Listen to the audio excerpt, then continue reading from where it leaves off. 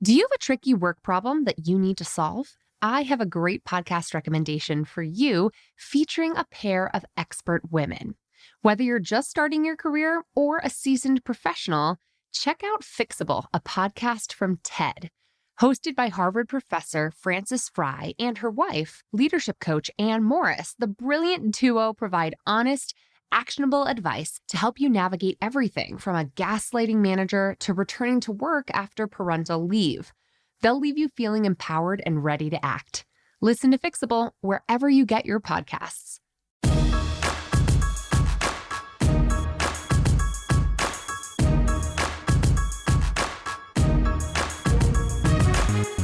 Hey, and welcome to the Bossed Up Podcast, episode 447. I'm your host, Emily Aries, the founder and CEO of Bossed Up.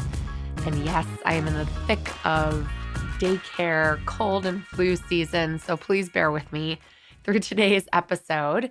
Today's quick episode is going to be breaking down how to optimize your LinkedIn profile using your skills feature.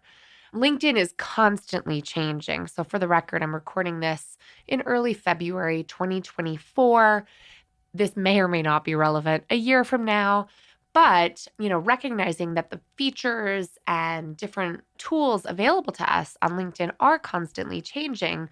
One that was recently updated in the last year or so that can have an outsized impact on your success in using LinkedIn, particularly if you are looking to be recruited or are generally looking for a new employment situation, is making sure you're using everything that the skills section has to offer. Now, first, let me explain why your LinkedIn skills matter. This is not your skills generally, but these are the actual skills listed on your profile, on your LinkedIn profile, right? On your LinkedIn page. When recruiters use LinkedIn to source candidates for an open position, the skills that are formally tagged and attached to your profile determine what search results you will turn up in.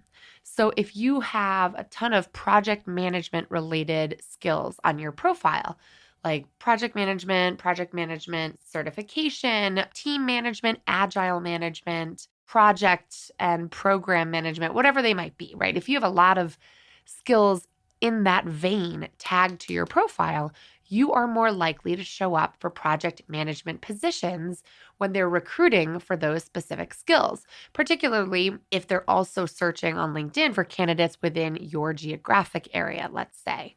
So it's not the only way you might end up in someone's search results, but LinkedIn skills can make a big difference.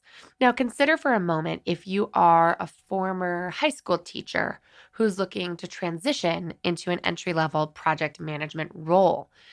If your entire LinkedIn profile is tagged with teaching-related skills and you don't have anything on there related to project management, you're not going to show up in the search results that you want to show up in, particularly when recruiters are looking for entry-level workers to fill a lot of the open positions in our economy right now at the entry level. So it's really important that you strategically use your skills section in LinkedIn to essentially kind of put out a bat signal in the sky of what skills you want to be known for, not necessarily just accurately depicting what skills you have in your arsenal from the past.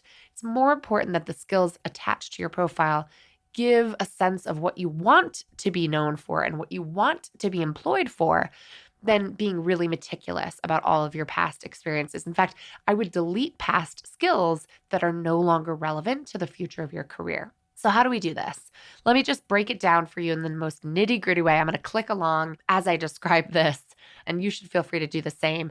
To edit your skills section, you used to only be able to edit this at the very bottom of your profile. There's a section under your experience, under your education, under licenses and certifications, if you have any, under volunteering, if you have any, called skills.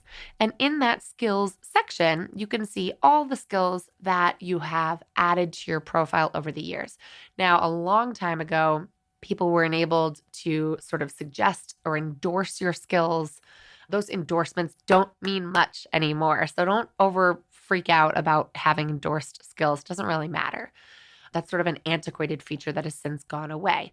But if you had people endorsing you for a whole bunch of random skills that you do not want to be known for, that has nothing to do with your actual skill set or expertise, delete those skills. So the first step is to go down to that skills section, open it up by clicking View All Skills, and then make sure you start by auditing all of the current skills that are attached to your profile. Are these all skills that you want to be known for? Are these all skills that are going to get you where you want to go next? If you've taken any LinkedIn Learning courses, what's interesting is that they automatically add skills to your profile based off of the courses you have taken as well. So just make sure that that list is accurate because you can only have a maximum of 50. So it's not that you should cull it back completely, to just 10 essential skills, but you've got 50 to work with as a maximum. Make sure there's nothing there that's getting in the way of other more relevant skills. Then go back to your main profile section and scroll under your work experience section, just called experience. Now, under each and every work position you've held, you can edit by clicking the little arrow there and then clicking the arrow next to your specific title and position. You can actually edit the skills that you used in each past position. They recommend adding your top 5 skills used in this role, and you can do that via this editing of your experience section, and it will automatically populate your profile's skill section. Now, the thing to know about this is that when you add a skill, there's a drop-down menu of sorts. There's a limited number of skills. You can't make up your own skills.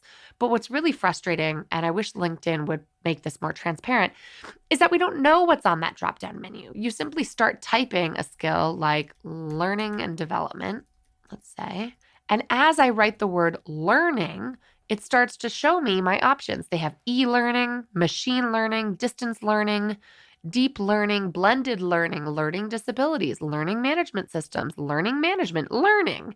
So there is no learning and development because I already have a skill on my profile here called employee learning and development. So you kind of need to mess around as though you're kind of using this as like a search bar, searching for what skills that you have that you want to list alongside this experience in your work history that actually exist in the limited options that LinkedIn is offering us. But there is no way to scroll through and see everything available. So it takes a little bit of typing to see what's available. So if I start typing project management is certainly one option. Software project management office, agile project management, project portfolio management, program management. There's a lot of different options here, but you just need to keep typing, seeing what's there so that you can think to yourself, okay, what skills were essential to this role, but also the kinds of skills that I want to be most known for. And what I like most about this new feature is once you've attached those specific skills to your specific work experiences based on what skills you used in which roles, a nice little paragraph appears under each past role that you've held that lists off all of those skills with a nice, neat little bullet point between each one. So it's really easy to skim. It's a nice way to display your skills as they relate to your specific experiences. And if you want to, you can also write a blurb that describes the role above the skills section. So under founder and CEO of Bossed Up, I have a little blurb that says, lead a nationwide team to design and deliver custom leadership development and career services programs with a focus on gender inclusion and DEI for Fortune 500 companies, institutions of higher education, and individuals across sectors. And then it goes on for another sentence. Then below that blurb that I wrote that offers a lot more flexibility and like personalization are the list of skills associated with this role: leadership development, team building, diversity and inclusion, employee learning and development, and more. So it's a really tidy little way for you to beef up your LinkedIn profile in a strategic way where you're essentially tagging your profile with the skills that you want to be known for. And you can do that for every single work experience, every single job that you've held that you want to list on your LinkedIn profile. And then at the end of editing each past work experience and adding the skills in that way, you can scroll down to the skills section on your profile and you'll see them all updated there. So all of your skills that you listed or added to your work experience section are now populated in your skills section. It doesn't really matter where they're displayed. It's not like we care where people are seeing these. What matters is that you are formally attaching those skills as a data point to your LinkedIn profile, which is really, really helpful for recruiters and folks who are looking for talent. If you want to be approached by a recruiter, if you want to be competitive for the kinds of jobs that you're applying for, this is a really key way to do it. And while you're looking at jobs on LinkedIn, you can also gain inspiration for skills that you might want to add to your profile that you didn't even know existed on LinkedIn. So when you're scrolling through job descriptions on LinkedIn, obviously there's a lot of custom text that talent acquisition teams are putting in about the job itself. But once you scroll to the very bottom, there's a little section below the job description called Skills Associated with the Job Post, identified by LinkedIn. And it alerts you to the skills that might be missing on your profile that are prevalent among other applicants to the job. So that's a really great way to start to identify, oh, wow, I have a lot of skills on my profile, but maybe I'm missing some key skills that would make me a better candidate, according to LinkedIn, based on the skills that are associated with the jobs that I'm applying for. So keep in mind that this is constantly iterative. You can constantly update your LinkedIn skills, and you want to do so to position you as an obvious fit for the kinds of jobs that you're applying for. Now, the last thing to keep in mind on this is to be selective. Remember, you don't want recruiters who use LinkedIn to find you in their search based on all the skills that you used to use, but are looking to kind of retire, right? That you don't really want to be known for moving forward. For example, in the earlier parts of my career, I, as a digital strategist working in political campaigns and elections, I would build websites, write blog posts, run email fundraising strategies. And frankly, I still do a lot of that technical stuff for Bossed Up, right? I'm recording a podcast and I'm writing blog posts and building and managing our website. But I am not looking to be a website builder for anybody, right? I am not looking to run an email fundraising strategy for anybody.